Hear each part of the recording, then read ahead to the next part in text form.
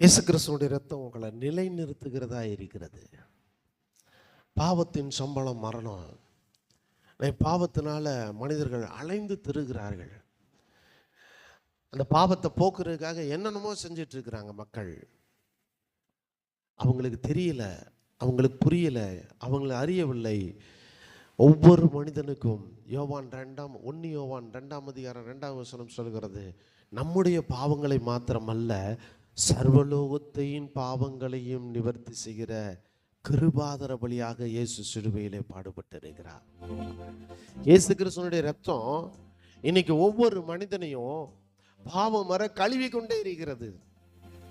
இது அறியாம, இது புரியாம ஏதோ இயேசுவை ஏற்றுக்கொண்டா மதத்தை மாத்துறாங்க. உங்களை மதத்தை மாற்றி என்ன செய்யறது? ஒன்றுத்துக்கு பண்ண முடியாது. தேவ பிள்ளைகளே, இயேசு கிறிஸ்துவினுடைய ரத்தம் பாவ மன்னிப்புக்காக சிந்தப்பட்டது. இயேசு கிறிஸ்து ரத்தம் சிந்தியது மதத்திற்காக அல்ல, மனிதனுக்காக ரத்தம் சிந்தினார். இயேசு கிறிஸ்து ஒரு மதத்தை ஸ்தாபிப்பதற்காக ரத்தம் சிந்தவில்லை, சர்வ லோகத்தின் பாவங்களை நீக்குவதற்காக ரத்தம் சிந்தி இருக்கிறார். அந்த ரத்தம் இன்றைக்கு ஒவ்வொரு மனிதனுக்காக நன்மைகளை பிதாவினிடத்திலே பேசி கொண்டிருக்கிறது. இயேசுவை ஏற்றுக்கொண்ட உனக்கு தான் லாபம். ஆமென். இயேசுவை ஏற்றுக்கொள்ள வேண்டும், பெரிய லாபங்க. நீங்கள் இயேசுவை ஏற்றுக்கலைன்னா நஷ்டம்தான். நீங்கள் என்ன வேணாலும் வச்சுருந்தாலும் சரி, எவ்வளோ பணம் காசு வச்சுருந்தாலும் வாழ்க்கை நஷ்டம்தான்.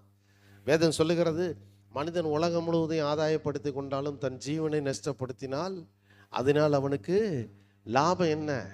இங்கே சம்பாதிக்கிற பொருள், பார்க்குற பொருள்லாம் நம்ம செத்தா ஒன்றுமே நம்ம கூட வராது. மிகப்பெரிய பணக்காரர்கள்லாம் இறந்த போது ஒன்று கொண்டு போகல, அவங்க போடுற ட்ரெஸ்ஸு கூட அங்கே தான் கிடக்கு. ஏன்னா பூமியும் அதன் நிறைவும் கர்த்தரோடு, எல்லாம் கர்த்தரோடது. இதெல்லாம் யாரோடது? அவரோடது. இதெல்லாம் உங்ககிட்ட இருக்கலாம், ஆனா அவர் இல்லை அப்படின்னா மரணத்துக்கு பின்னாடி அவர்கிட்ட தான் போகணும். நண்பு தேவ பிள்ளைகளே, இயேசு கிறிஸ்துவினுடைய ரத்தம் எல்லாருடைய பாவங்களை நீக்குவதற்காக சிலுவையிலே சிந்தப்பட்டிருக்கிறது, மதத்திற்காக அல்ல.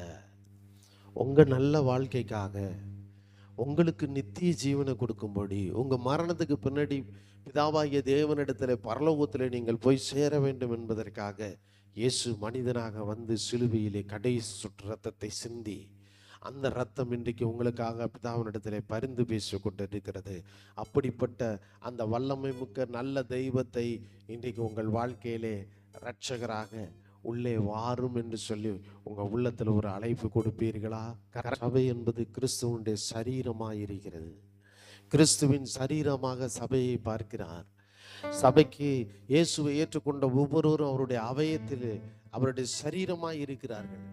இந்த சரீரத்தில் இருக்கிற ஒவ்வொருவருக்காக தான் இயேசுனுடைய சிந்தப்பட்ட ரத்தம் பிதாவினிடத்திலே பரிந்து பேசி கொண்டிருக்கிறது. உங்களுக்காக இயேசுனுடைய ரத்தம் பரிந்து பேசி கொண்டிருக்கிறது. அந்த இயேசுவை ஏற்றுக்கொள்ளுங்கள். உங்கள் வாழ்க்கையில பாவங்களை அந்த ரத்தம் கழுவி உங்களை சுத்திகரிக்கும். நீங்க இயேசுவை ஏற்றுக்கொண்டதுனால பாவத்திலிருந்து நீக்கப்படுவது மாத்திரல்ல, தேவனுடைய பரிசுத்தம் உங்களுக்கு கிடைக்குங்க.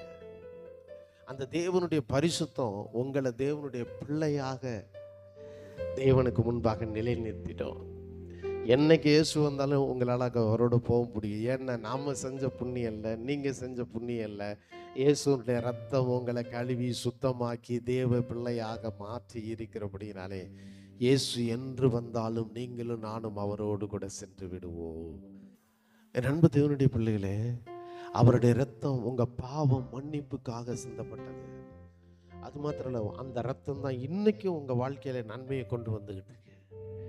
உங்களுக்கு சுற்றி இருக்கிற மனிதர்கள் தீமை செய்யும் போதெல்லாம் அந்த ரத்தம் தான் பிதா கிட்ட பரிந்து பேசி இவங்களுக்கு நன்மை உண்டாக வேண்டும் என்று அந்த ரத்தம் பரிந்து பேசுறதுனால உங்க வாழ்க்கையில தீமையெல்லாம் நன்மையாக மாறிக்கொண்டிருக்கிறது.